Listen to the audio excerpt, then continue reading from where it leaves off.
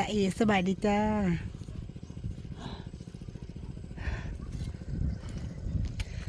สิมาเลาะ พาพี่น้องมาเลาะอันนาใหญ่เบาแป๊บอันนี้คือคลองที่เพิ่นขุดขางจกขึ้นมาเห็ดคันใหญ่นะน้ำเต็มจวเจเวอยู่ค่ะเขาก็แดงกับเขียวปนกันมันงอกเขินเขางอกแบบเขางอก หมกถั่วเยลลี่เพิ่งกระดูอยู่เด้ปลูกหมกถั่วไปกินงามเด้งามปัดหมักแตงปัดเอ๊ะไม่ได้กินดอกหมักแตงได้เป็นละซองหมาก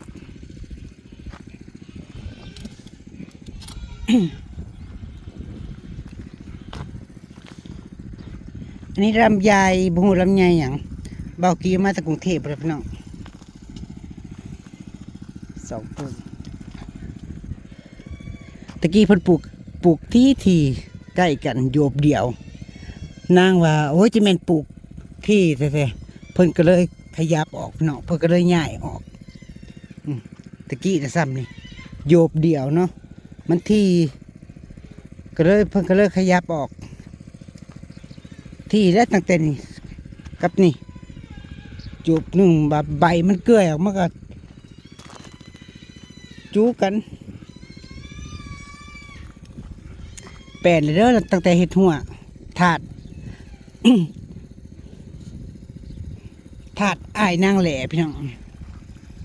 อ้ายนางแหล่ผู้ติดกับยาย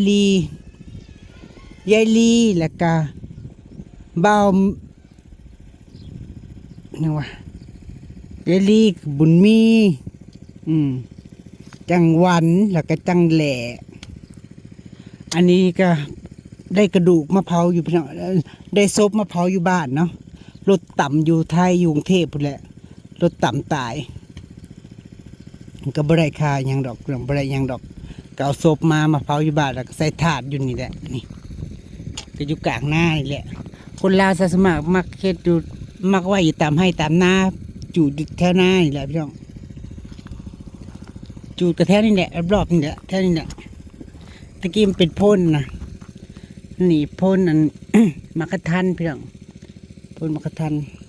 เพิ่นเฮ็ดหัวก็เลยแปะเลยเด้สิได้กินหมากแล้วเด้นี่เด้งาม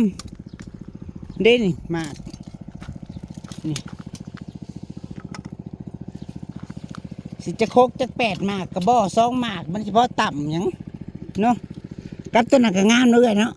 พุ่มนะบ้านบักแตงเพิ่นบ่ขึ้นโอ้ยมันแต่แดดเพราะมันบัดแดดบ่ออกมาขั้วน่ะบ่ออกอันนี้ผัดงามเด้น้องแตกงามน้ำขี้หมูพาดซะอีกนี่กะเจ้าใส่ขี้หมูว่าจะงามนี่นะโอ้ยเฮาฮู้แล้วเขาสิไปเมาน้ำขี้หมูใส่เฮาบ่เก่งๆอยู่ตายเด้จะน้ำขี้หมูใส่ก็ของนางก็ได้น้ำใจยังก็บ่ขึ้นบ่เกินเนาะเบิ่งเจ็ดเรียกเบิ่งว่ะน้ำขี้หมูพาดใส่แต่ว่าบัดใส่ในอื่นแก่งแต่งคือเก่าบ่บัดพาดน้ำขี้หมูเพราะว่าสัตว์ขึ้นนะหุยก็เมื่อยใส่เนาะจ้าเอหายหน้าหายตาเฮ็ดเวียกเมื่อยบ่เมื่อยแล้วเฮ้ยใครเฮ็ดเวียกบ่เมื่อยมันล้าบ่เมื่อยคือบ่รู้ต้องใช้ให้นี่เดี๋ยวจักมื้อสิเปิดประเด็นอีกแล้วพี่น้องเอ้ยจักมื้อสิพาเบาแป๊บมีเรื่องสีเว้าอีกแล้วมีเรื่องสิบอกปลาลุงเอื้อยอ้ายพอดแป๊บก็ฝากเงินมาใช้แน่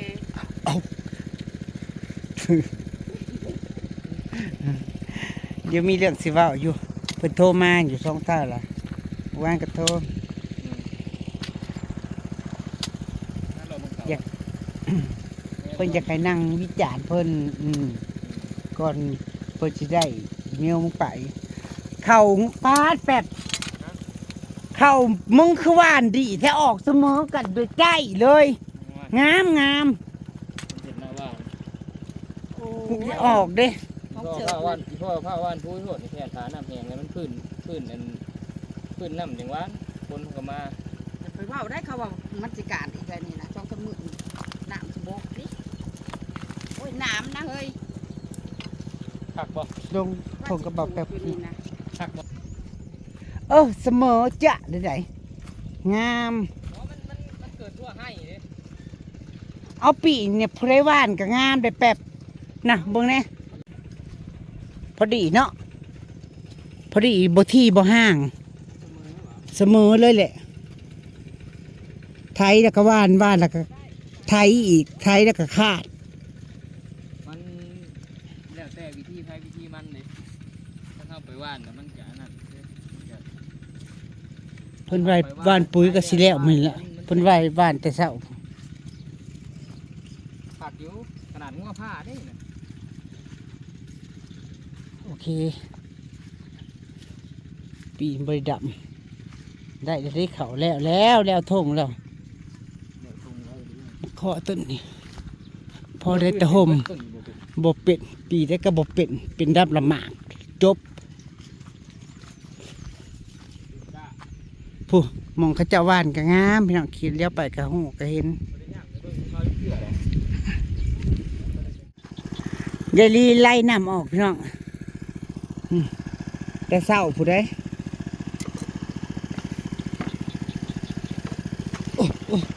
โอ้ยมันเหนื่อยพี่น้องเหยียบแล้วมันเหนื่อยลงน้ำหนักนั่งร้าย50 ป่ายผม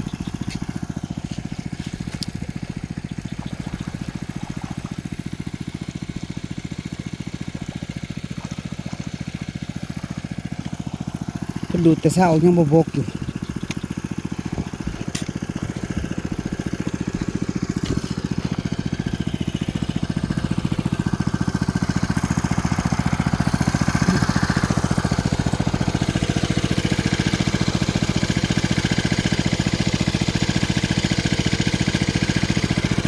ให้นี่มันจะต่ำกว่าใ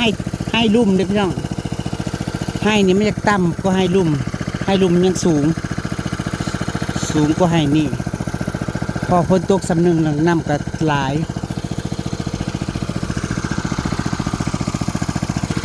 อันนี้คือถาดลุงนางเด้อพี่น้องอ้ายของพ่อโอ้ยอ้ายของแม่นางเจ้า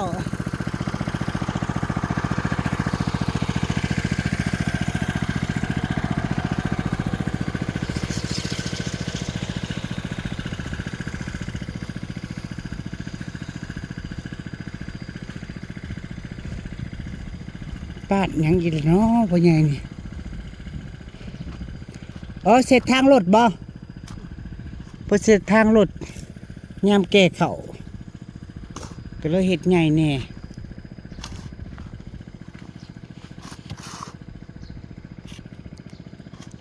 พอแล้วกะเพิ่นก็พอแล้วเรียบร้อย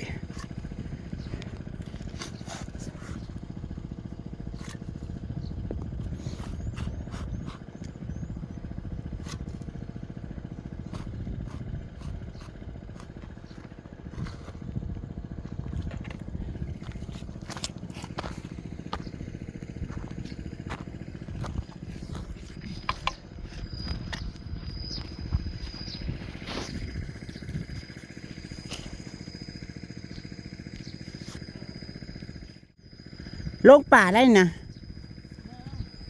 เพราะท่านได้ลงป่าพี่น้องแต่ละปีเพิ่นก็เลี้ยงอยู่กับปล่อยอยู่ปีวันตะกี้เลี้ยงปล่อยจากทุ่งป่าซอกสามทง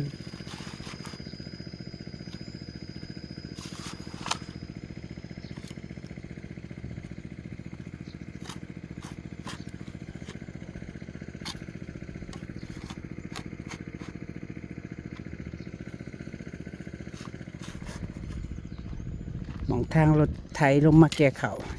ยามเกี่ยว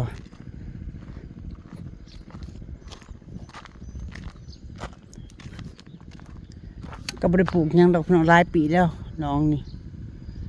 ปลูกหยังมันสิเกิดมึงแน่นี่มักหินกองร้อนอยู่ฮะคือมารถ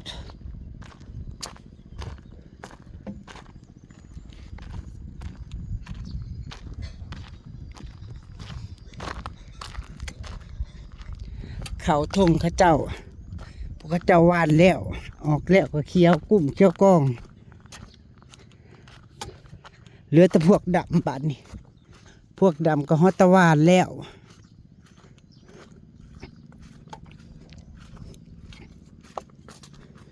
นางหวานเลี้ยวมือเศร้านี่ที่เป็นยังวะนางว่ากากูห่างมันเฉพาะจักลอยเพิ่นว่ะเพิ่นก็เลยตกที่ซะเพิ่นก็นำลงเลย3 ไห่นี่เขาปลูกสอบหนึ่งเพิ่น6 ตาได้พี่น้อง6 ตาหน่อยแต่ละปีเขาเหลืออยู่ได้ล่ะคุยจิรอ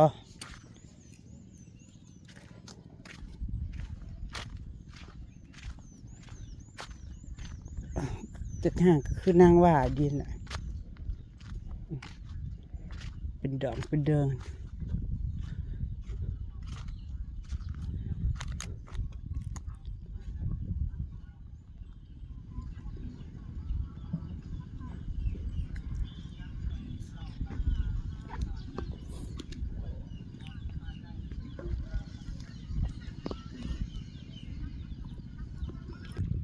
เขากะ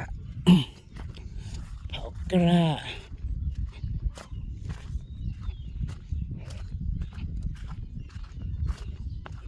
ย่างวนไปวนมากลับมาสวนอีกได้บัดเห็นน้อง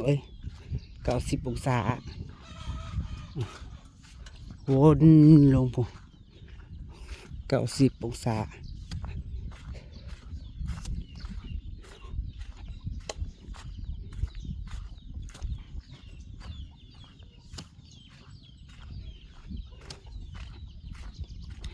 คิดยากมืออื่นนี่เด้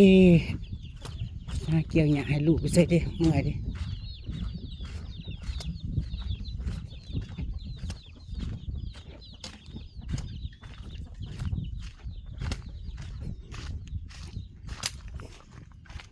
ขันไดสูงว่าสูงปากกามันขึ้นได้เสย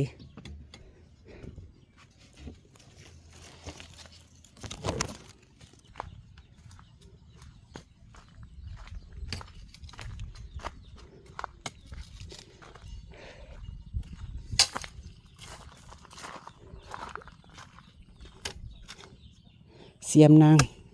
3 ดวง 4 ดวงนี่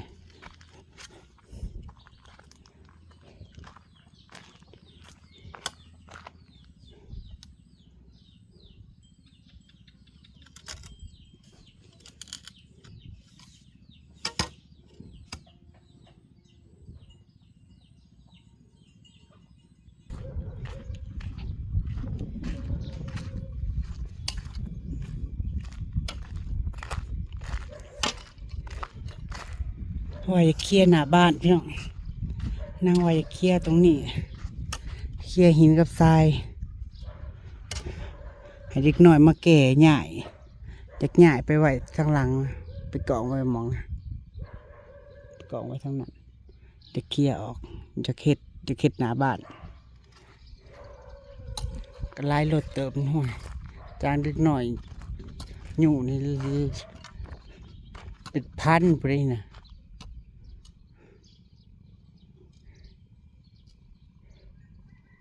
จะเคลียร์มันแปะแล้วน่าจะเข็ดหน้าบ้าน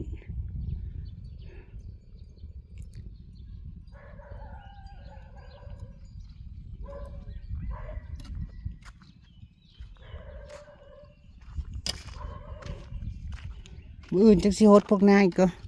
ฮดแล้วมื้อเช้านี่เก่งแต่งอยู่บ่สัตว์บ่หยังเด้ลูกเอ้ยยันแม่ได้กินบ่เด้บ่แน่นะดินมันแข็งมันกระแดงเลยดินมันแหนนดินมันบ่พุยปลูกหยังก็ยากใส่พุ่นได้นี่ใส่พุ่นเสือขี้หมูมาเหยาะใส่ก็จะรวยบอกจากสัตว์แบบของเยลีเราขี้หมูนำขี้หมูหวดลงเพราะว่าสัตว์ขึ้นเนี่ยนางก็เสียมขี้หมูแล้วมาใส่ ทำได้ชิ้นหลายๆมือก็จัก4-5 มือก่อนนี่หมักแต่งให้ดิหมักแต่งให้แต่งน้ำให้แต่งโมนางทำได้ชิ้นหลายมือก่อนพอหางกระลงผุยเล็งยันพวกนางตายป่าแตงโมอันนี้บวบหอมนะเนี่ยบวบหอมยังปลูกแค่มันขึ้นเนี่ยแตงโมสิได้กินหมากกี่ดอกนี่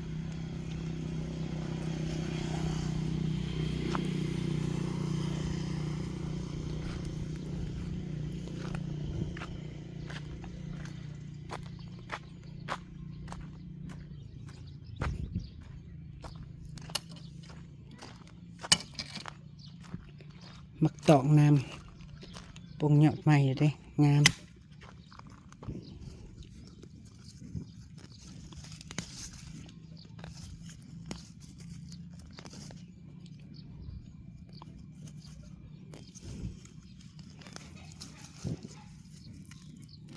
นั่นผักเสียนปล่อยนางเกิดดอกจ้านางเกิดอยู่นี่ก็ให้นางตายอยู่นี่แหละจ้า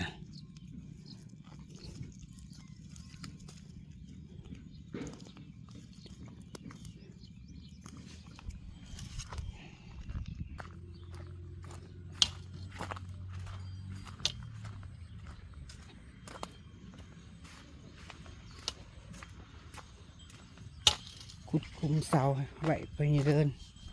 มันไปแล้วใส่มืออื่นไปอ่ะมือเป็นเสื่อมอยู่เงินเป็น